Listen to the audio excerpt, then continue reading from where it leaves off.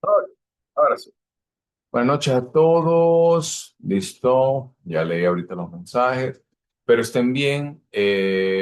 Hoy iniciamos ya la clase. Bueno, ayer inició. Sin embargo, sé que hay algunas personas que han estado como moviéndose, que de repente no se habían matriculado, que de repente se matricularon después o en estos días. No hay problema.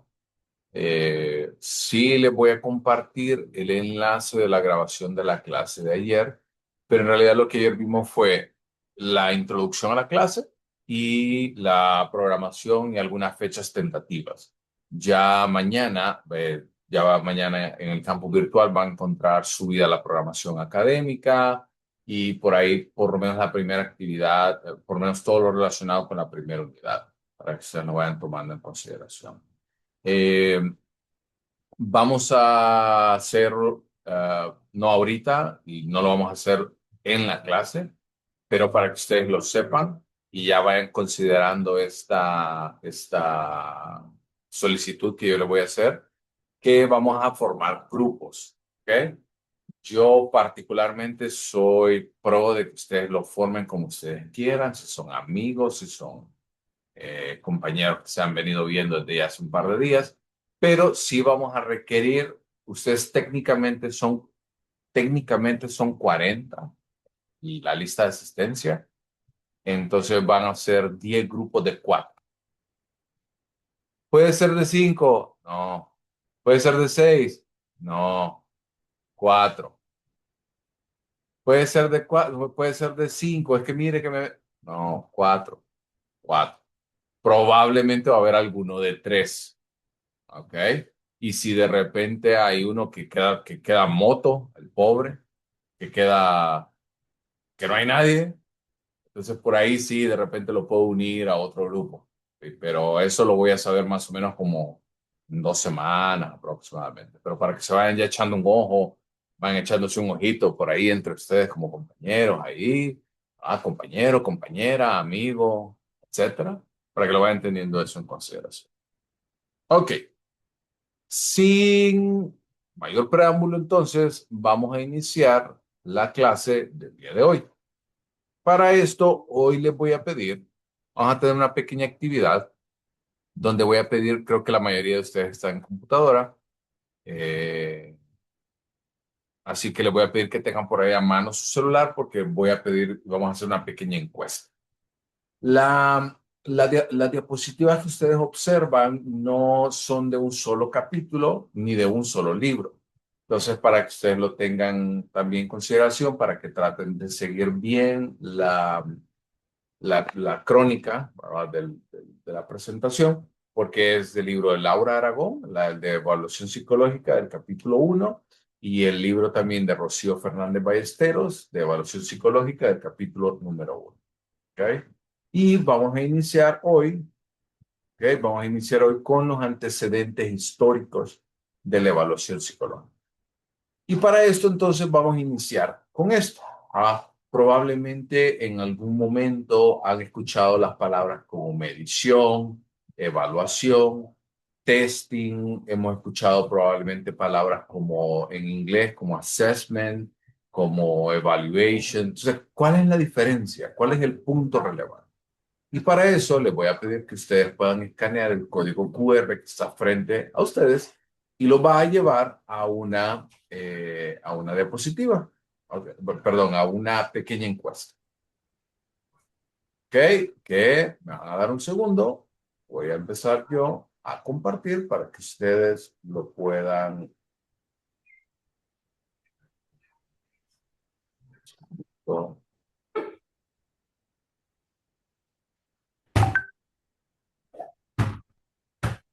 un segundito y probablemente ya estén viendo.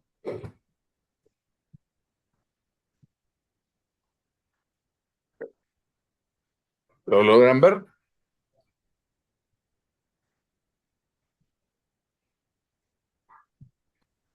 Sí, licenciado. Gracias. Incluso yo voy a escanear para ver si logramos o no logramos.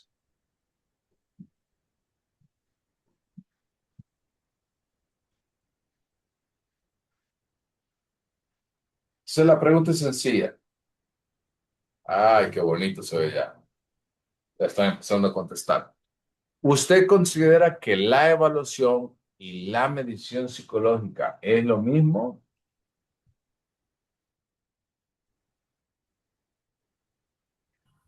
Pasado 2-2, ¿ah? Sí, no, ni idea, Lick. No, no sé, la verdad. Jamás había pensado, es más, yo pensaba, nunca había escuchado dos conceptos. Bien, puede pasar.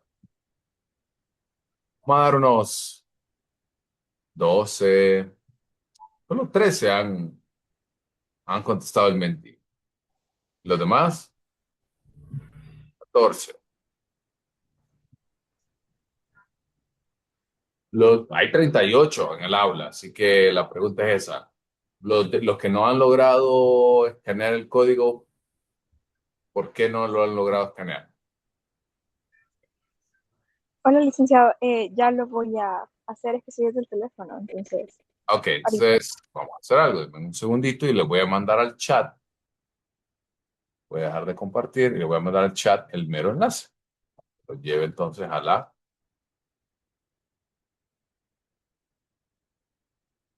Muchas gracias, Perdón,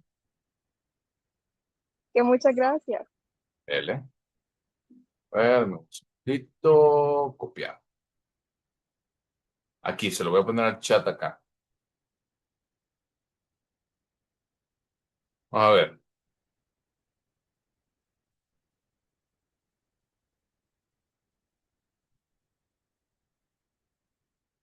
Ok, entonces tenemos 16 personas han respondido, 19, 22, 3. Voy a dar 10 segunditos más para que podamos contestar.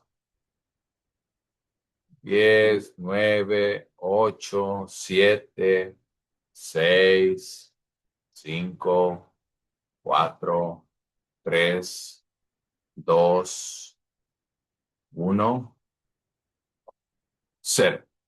Muy bien.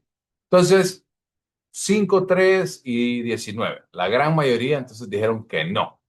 Alguien que respondió que no, que me diga, Lee, la verdad, la evaluación y la medición no es lo mismo. Y no es lo mismo por esto, porque yo considero X, Y, Z.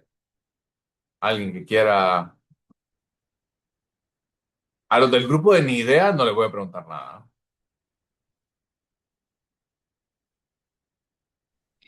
Bueno, Lick, yo pues fui una de las que respondió que no, porque creo que la medición se basa más en datos numéricos, en cómo se mide a una persona, ya sea en base a su personalidad, ansiedad. Entonces creo que eso se ve más en las pruebas psicométricas y mientras que la evaluación pues es más observable. Entonces, si bien es cierto, están relacionadas y quizás en la evaluación se hay un poco de medición, pero es más observable y no hay tanto dato numérico.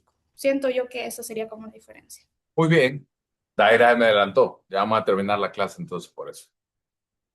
Gracias, Daira.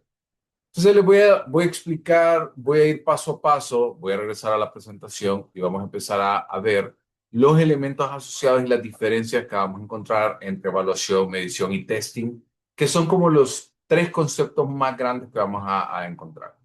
Entonces, para eso les voy a contar una pequeña historia que van a ver acá, ¿sí? Que van a notar aquí. Traten de seguirle los puntos, ¿no? Imagínense que llega entonces usted y voy a tener que hacerles un pequeño paréntesis y creo que los voy a aburrir, pero mi experiencia, yo soy clínico. O sea, yo soy clínico desde los dedos de los pies hasta los pelos de la cabeza. O sea, entonces yo todos los ejemplos que les voy a dar van a ser sobre todo el área clínica. Por ahí voy a hacer un esfuerzo genuino de hacerles otros ejemplos, pero la gran mayoría va a ser en esa línea. Entonces usted imagínese que llega a su consultorio, ¿verdad? Una persona, ¿verdad? Que tiene dificultades, ¿no? Que tiene algunas dificultades, que últimamente ha notado de que de repente ya no es el mismo, como que ha visto que su desempeño ha disminuido considerablemente, ya no se siente feliz. Y entonces, en todo este proceso que usted está conociendo al paciente, va a empezar a indagar por medio de la entrevista, ¿verdad? Su historia personal. ¿Quién es este individuo? ¿Por qué vino? ¿Qué lo trae acá? ¿Quién es su familia? ¿A qué se dedica? ¿Qué hace? ¿Qué es lo que a él le gusta hacer? ¿Cuáles son algunos componentes a nivel médico? ¿Cuáles son algunas enfermedades que padece esta persona? Vamos a asumir que este es un adolescente que tiene más o menos unos 16, 17 años, por lo cual los padres de familia tienen que ser partícipe del proceso de evaluación. Entonces usted entrevista a los padres de familia, les hace muchas preguntas, hace cuánto inició los síntomas, hace cuánto empezó estas dificultades que reporta, y después de que hace la entrevista con los padres y con el adolescente, se da cuenta de que tiene que empezar a aplicar diferentes tests, diferentes pruebas, y durante este proceso va a notar que le va a dar alguna información, le va a dar algunos datos numéricos, y usted va a notar también a la persona cómo interactúa en el día a día, cómo interactúa con otras personas. El ejemplo que les puse aquí era de un paciente que estaba entrando a un hospital, yo lo puedo observar. Y una vez que yo veo todo esto, me pongo a analizar los datos y digo, ok, las pruebas me dicen, ¿verdad?, que tiene un puntaje elevado en depresión, y aparte de eso, en la conducta que yo veo es que su patrón de sueño está alterado, duerme mucho, cosas que antes le llamaban la atención, ahora ya no le llaman la atención, ha perdido el interés por muchas actividades, y así de alguna manera empieza a notar y a armar las piezas, y al final usted dice, sí, en realidad este paciente cumple los criterios diagnósticos para el trastorno depresivo mayor. Y usted llega a esta conclusión y llega al diagnóstico, no para quedarse ahí, no para decirle a esta persona, sí, lo que usted tiene es depresión y listo, sino para empezar el tratamiento, ¿verdad? Yo le voy a indicar cuál es el plan, qué es lo que vamos a hacer, cuáles son los aspectos más relevantes, cada cuánto nos vamos a ver, cómo lo vamos a hacer, qué tipo de terapia vamos a emplear, cuál es el objetivo del proceso, para que finalmente, cuando yo observe que esa persona ya empieza a tener mejoría, puedo hacer una reevaluación y yo veo que de repente su estado de ánimo ha cambiado, se siente mejor, sus relaciones sociales han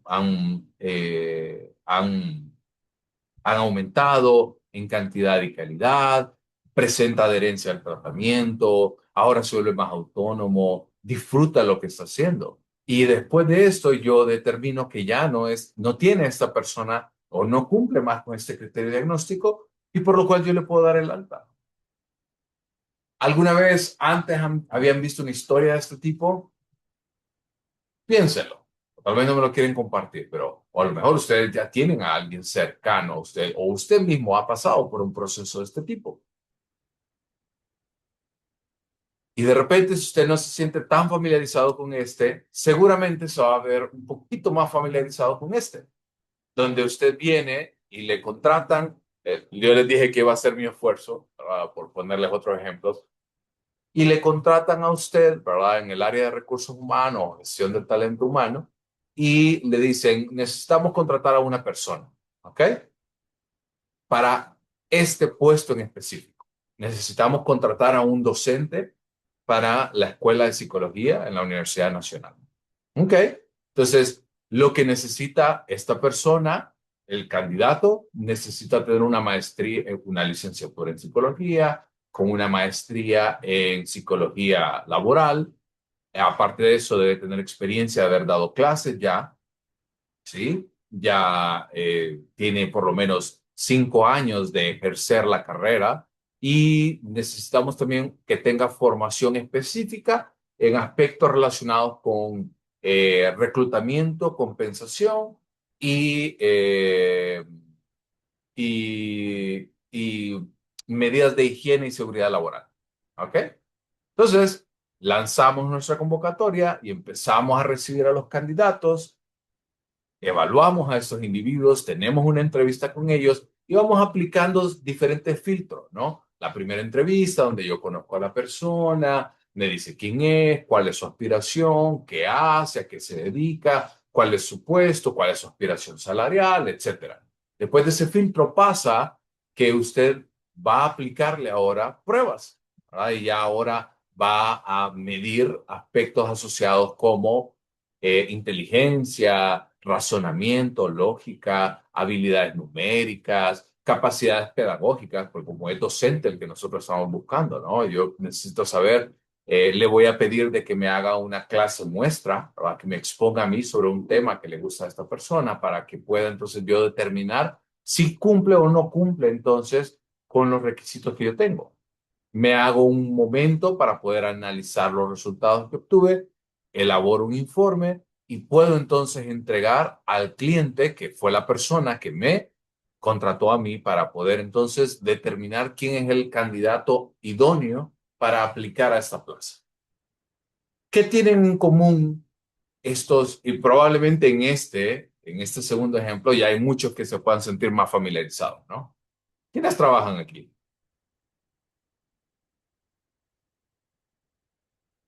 Me pueden levantar la mano o en el chat, ¿no? Fanny, Francis, Bianca, Cristian, chat, Leslie, Carla, Fanny. Muy bien. Cecia, muy bien. Entonces, ¿qué tienen en común estos dos procesos diferentes que vimos? ¿Cuál es el punto medio que podemos encontrar a pesar de que nosotros vemos que uno fue un ámbito clínico y el otro un ámbito laboral? ¿Andrea? En ambos casos, Lick, se hace una aplicación de, de test y la elaboración del informe, por decirlo así. Ok, muy bien. Aplicación de test, elaboración de informes. ¿Qué más?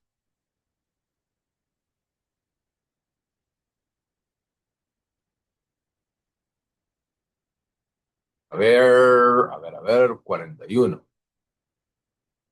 Los que tienen la camarita apagada, ahí les voy a ver a Isis Mendoza. ¿Qué opina? ¿Qué tienen en común? En ambos se realiza una evaluación, sí. En ambos escenarios se hace una evaluación, sí. ¿Qué más? Hay una cosa en particular que ando buscando. Isis Yorleni Mendoza, ¿qué opina? ¿Puede repetir la pregunta, Lee? ¿Qué tienen los dos escenarios en común? A pesar de que uno es clínico y el otro es laboral. ¿Qué tienen en común? El psicólogo hace análisis de los resultados de las pruebas. Génesis. Buenas noches, licenciado y compañeros. Y le escucho un poquito bajito. A ver, ¿Demasiado bajo?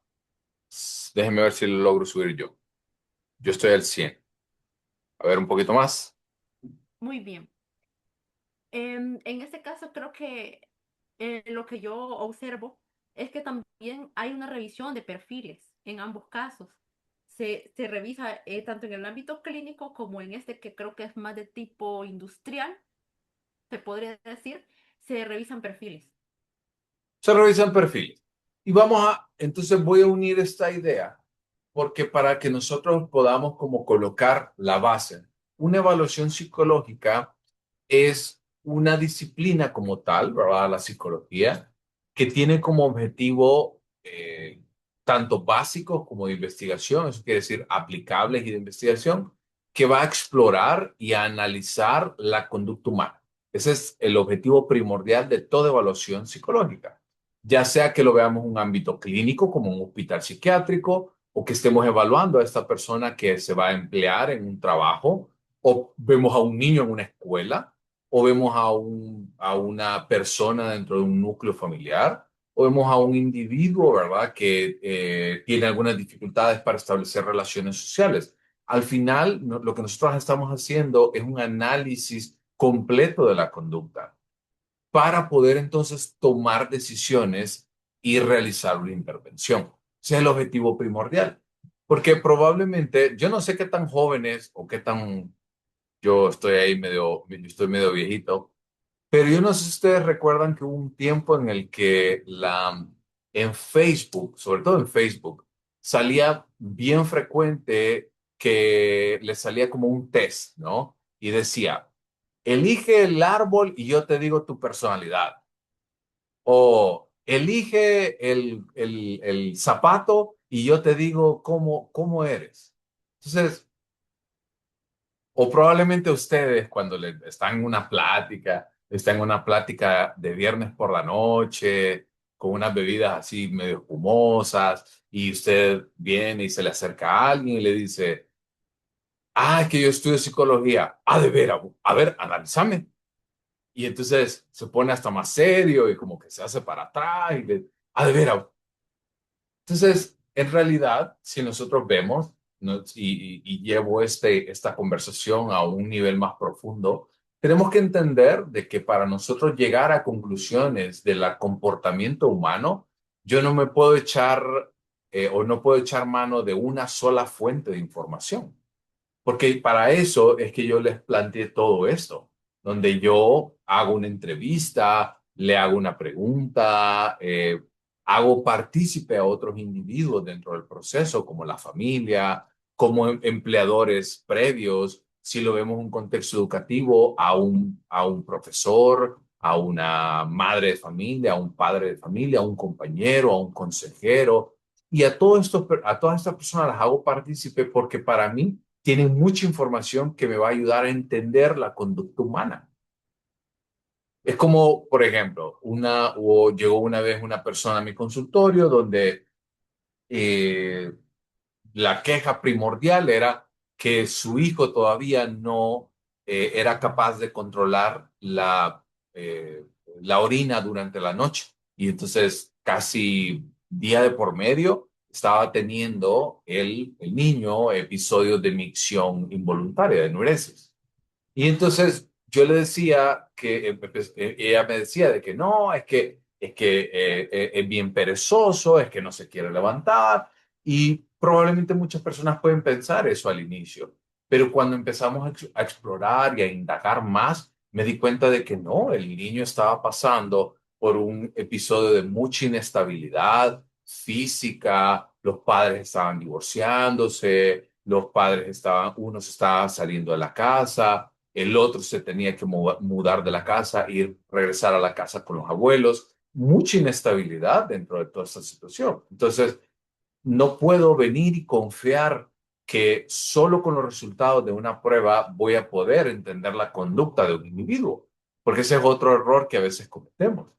Y ahí es donde, por ejemplo, yo les voy a hacer la pregunta. Probablemente ustedes saquen una nota, ¿no? En la clase anterior o sacan un 70 en la clase de introducción a los procesos de medición con el licenciado Orlando. Esa nota no define su cantidad de aprendizaje, en realidad.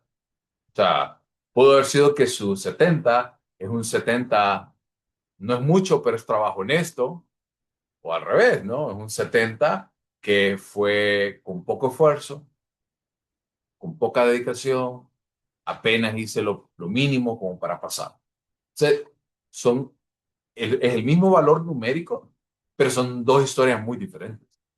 Entonces, entender que la evaluación psicológica, y con esto quiero como dar una conclusión a esto, la evaluación psicológica es un proceso integral, ¿no? Porque tiene en consideración lo que decía Daira sobre colocar datos numéricos a algo que nosotros estamos midiendo, ¿no? Y eso es algo que nosotros hacemos siempre. Piénsenlo por un segundo. Si usted se siente que tiene fiebre, se pone un termómetro y el termómetro le va a dar un valor, ¿no? Y usted va a determinar a partir de ese valor si tiene o no tiene temperatura. O usted se sube una báscula y usted determina el peso en el que está. Y acorde a otros patrones, por ejemplo, de repente su estatura más su complexión le ayuda a tomar alguna decisión. Entonces, en general, la evaluación psicológica es un proceso integral que va a tomar en consideración la medición psicológica y el testing. Cuando nosotros hablamos del testing es directamente la aplicación de la prueba. Es literalmente es venir, conocer las instrucciones de la prueba que yo voy a colocar para luego calificarla, cuantificar, o sea, medir, y finalmente a partir de ese dato que yo puedo obtener de la medición psicológica, me va a ayudar entonces a comprender el panorama de la conducta humana que yo estoy viendo en el día a día de este individuo y así entonces poder tomar decisiones. ¿Tiene sentido? ¿Tiene lógica? Los leo a los que, sobre todo a los que me tienen la camarita apagada, ¿no? Que ya les voy a ir jalando el aire, como Marci, como Marisa, como Reinieri.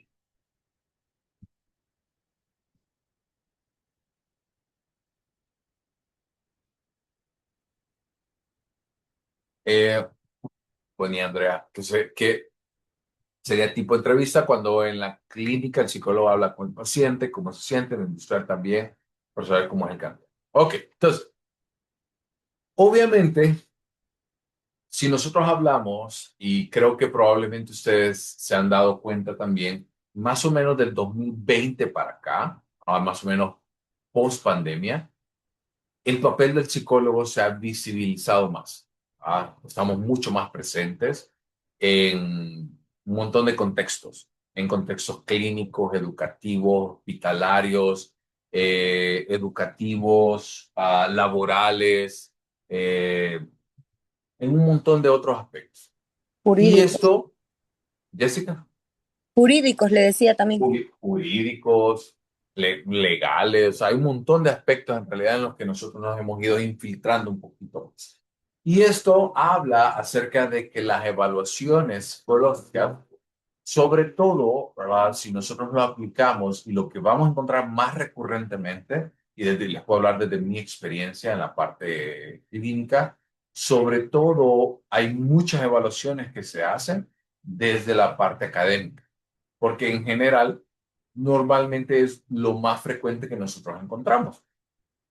Personas o niños, ¿verdad? Que han venido acarreando algunas dificultades y por eso les decía esto, ¿no? Post pandemia, muchas de las evaluaciones de este tipo aumentaron considerablemente, aumentaron bastante, porque esto hizo que se privaran de algunas oportunidades los niños, ¿no? Por ejemplo, en el caso del aprendizaje de la lectura y escritura, no es lo mismo hacerlo en una escuela, en un aula, con una pizarra, en un salón, con otros compañeros, que frente a una pantalla, donde en realidad la gran mayoría de los niños no lo hacían, ¿no? Simplemente no lo cumplían en ese sentido. Entonces, ¿qué se va a requerir si nosotros pensamos, y ya hablamos acerca de la evaluación, que es un proceso científico, un proceso amplio, que va a tener como objetivo primordial estudiar la conducta humana para poder entenderla y tomar decisiones? ¿Qué vamos a ocupar entonces para que nosotros consideremos que lo que nosotros estamos haciendo es una evaluación psicológica? ¿Qué se les viene a la mente? ¿Qué ocupamos? Y quiero que hagan una lluvia de ideas al chat. Y si alguien quiere abrir su micrófono también. ¿Qué ocupamos entonces para que un procedimiento, un testing, se convierta, ¿no?, en una evaluación psicológica?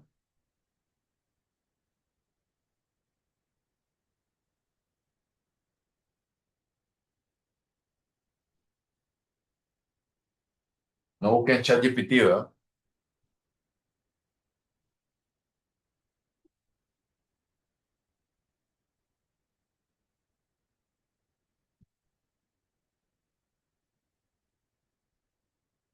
Vamos a ver. Primer mensaje. Ay, primer mensaje. A ver, observación. Ok, ¿qué más?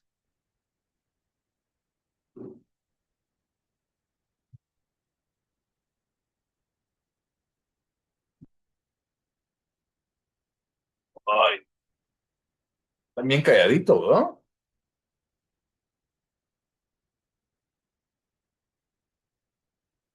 Historial, diagnosticar.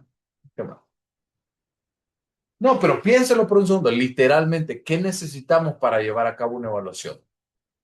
Por ahí Jessica ya le dio a uno. El instrumento que va unido con lo que dice Andrea, saber qué pruebas a usar, con lo que dice Linda, variables a medir. O sea, que ocupamos una prueba, ¿no? Eso es lo primero que nosotros hablamos. Pero antes de eso todavía hay un paso adicional. Identificación de conducta, muy bien.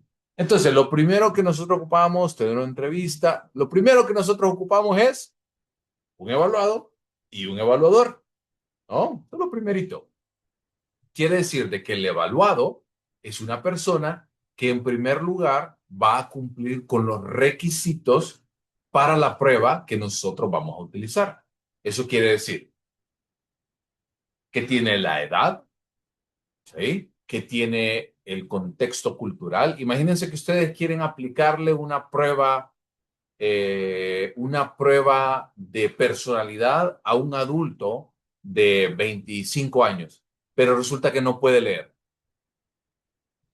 Entonces, no cumple entonces este requisito. Necesito ya sea encontrar otra prueba o encontrar una manera para poder evaluarlo de manera distinta, ¿no? Entonces, el evaluado tiene características que son muy particulares que necesito yo.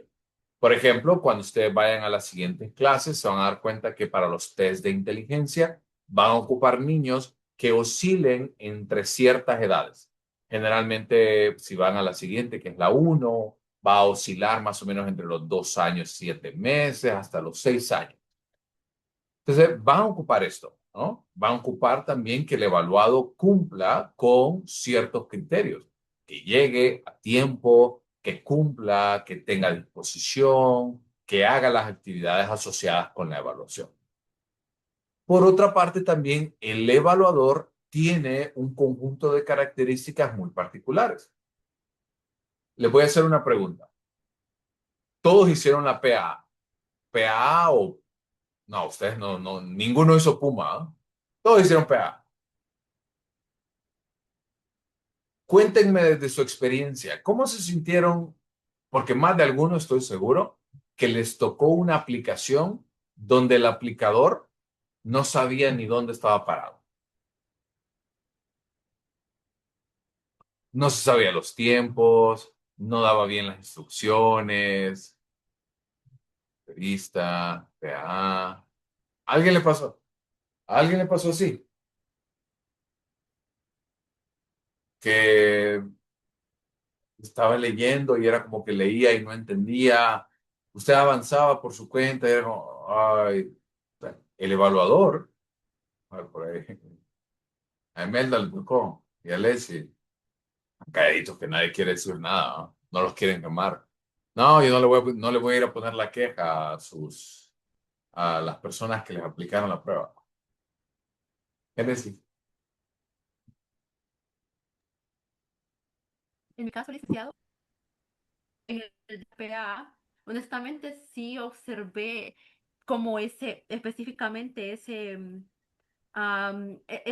situación, ¿no? Que parecía que la persona no estaba entendiendo exactamente qué estaba aplicando, Ahí. porque habían tres partes, estaba matemática, razonamiento matemático, eh, español y también inglés, ¿no? Pero parecía que me habían dado mucho más tiempo en español que en inglés, perdón, que en matemáticas.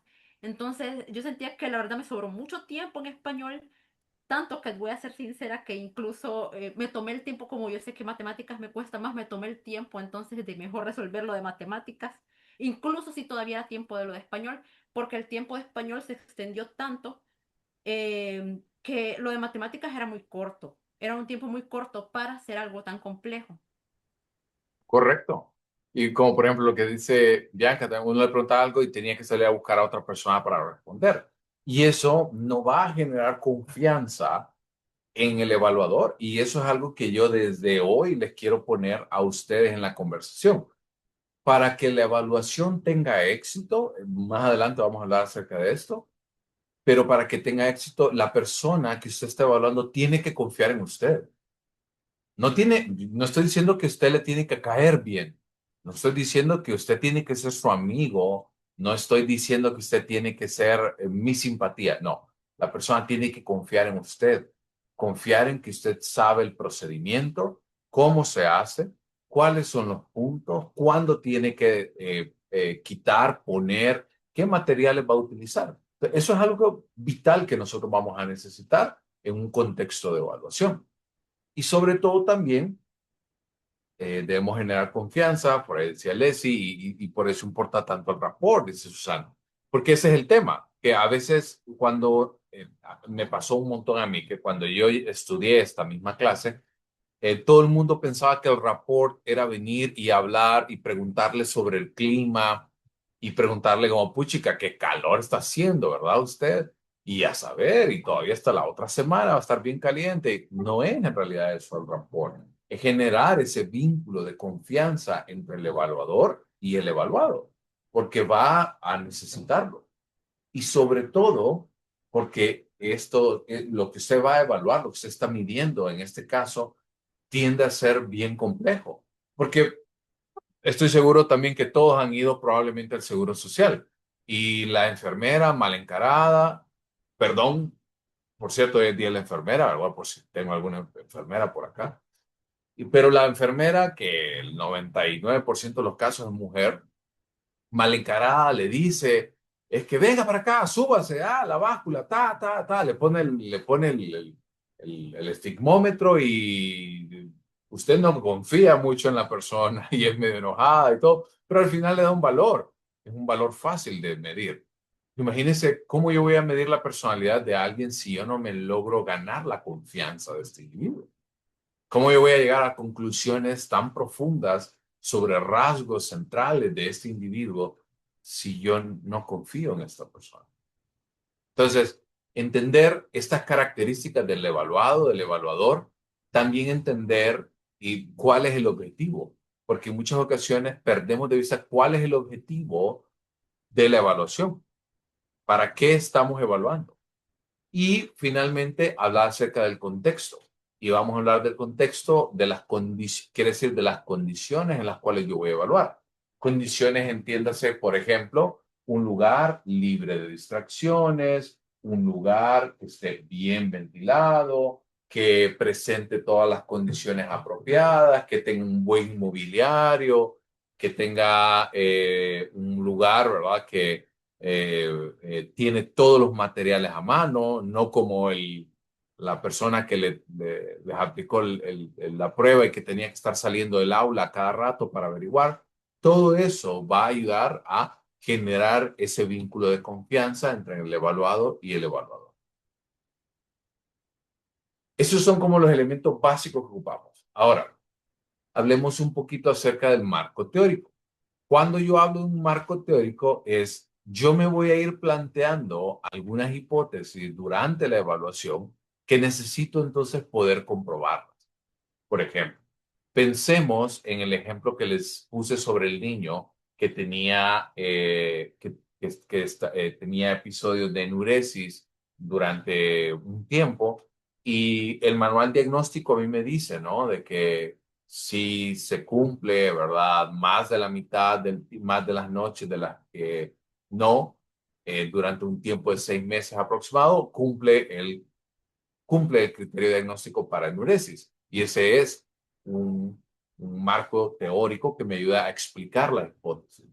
Pero también había otro marco que me ayudó a entender de que la enuresis también puede ser un síntoma secundario a partir de la inestabilidad. Como por ejemplo, si ustedes leen acerca del curso de la enuresis y del desarrollo de la enuresis, tiene que ver también con víctimas de abuso sexual, víctimas de violencia física, bullying.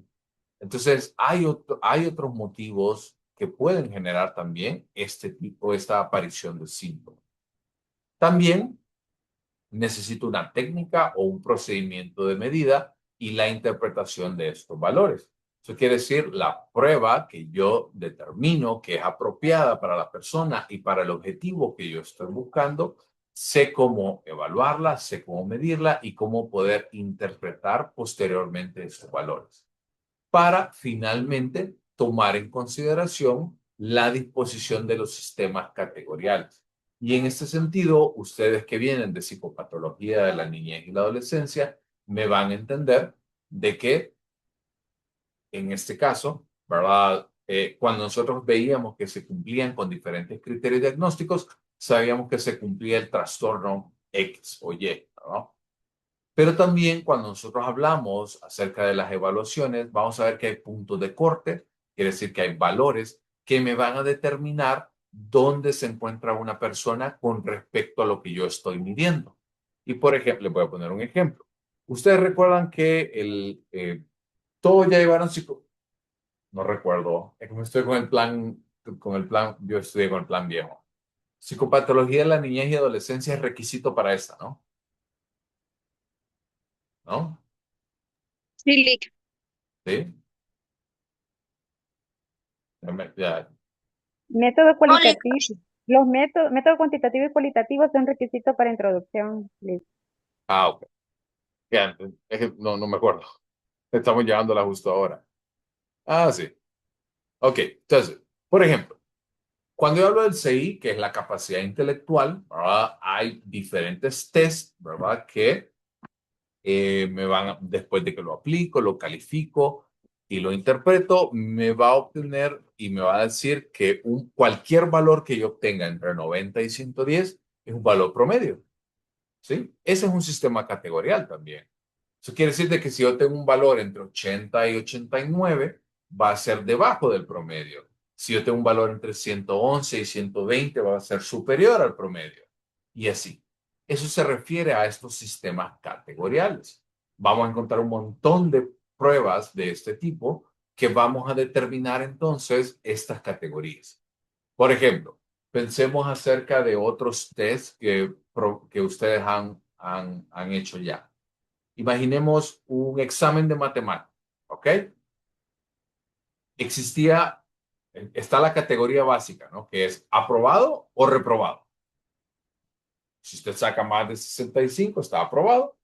Si usted saca menos de 65, está reprobado. Un examen, ¿no? Entonces, ese es un sistema categorial también que nos ayuda entonces a entender dónde se encuentra este. ¿Ok? Bien. Algunos que ya pasamos las mediciones y nos obligaron a llevar esta. Ay, bueno. ¿Qué les puedo decir? Entonces, en este sentido, vamos a entender estos componentes. ¿Ok? Y, a ver, 45. Bueno, me voy a quedar hasta aquí hoy. ¿Ok? Para mañana, para que ustedes lo puedan ir leyendo, porque vamos a hablar un poquito acerca de los padres de la evaluación psicológica. Pero si vayan avanzando, yo prometo que les voy a subir en estos días el libro, ya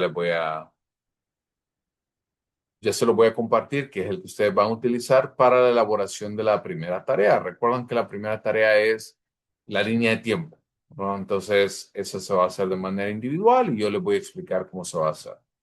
Solo se las voy a mostrar para que ustedes lo puedan ver. Un segundito. Oh, oh, oh. Segundo.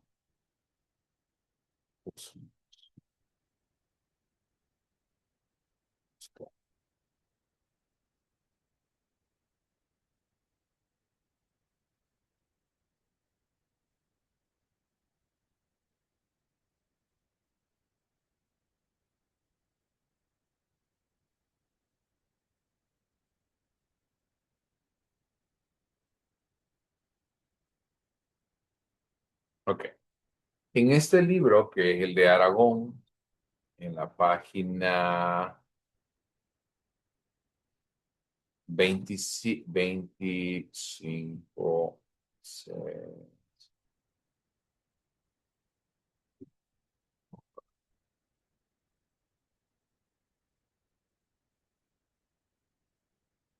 segundito, le voy a hacer la página exacta. Usted va a encontrar el 17.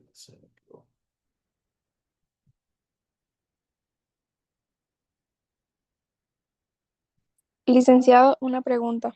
Sí, Fabiola. ¿Hasta cuándo tenemos para elegir grupo? Como 2 semanas todavía, no se estresen, solo para que ya lo vayan tomando en consideraciones. Ah, ok, muchas gracias. Bien. Ok, yo les voy a mandar el número de la página exacta y todo para que lo vayan avanzando, así como la rúbrica de las instrucciones. La tarea esta de la línea de tiempo se entrega hasta la otra semana, así que... ok. Entonces, nos quedamos hasta aquí hoy y nos vemos mañana a la misma hora, mismo enlace y demás. Pórtense bien. Feliz noche.